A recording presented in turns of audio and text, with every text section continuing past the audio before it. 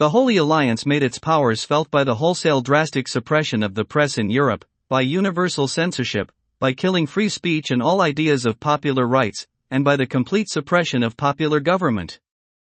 The Holy Alliance, having destroyed popular government in Spain and Italy, had well-laid plans also to destroy popular government in the American colonies which had revolted from Spain and Portugal in Central and South America under the influence of the successful example of the United States. It was because of this conspiracy against the American republics by the European monarchies that the great English statesman, Canning, called the attention of our government to it, and our statesmen then, including Thomas Jefferson, who was still living at that time, took an active part to bring about the declaration by President Monroe in his next annual message to the Congress of the United States that the United States would regard it as an act of hostility to the government of the United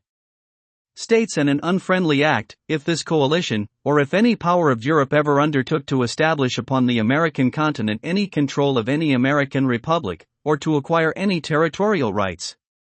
This is the so-called Monroe Doctrine.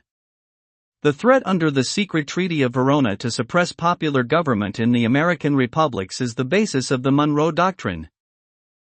This secret treaty sets forth clearly the conflict between monarchical government and popular government, and the government of the few is against the government on the many.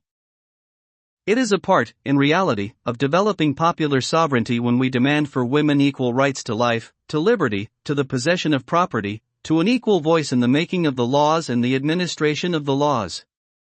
This demand on the part of the women is made by men, and it ought to be made by men as well as by thinking, progressive women, as it will promote human liberty and human happiness.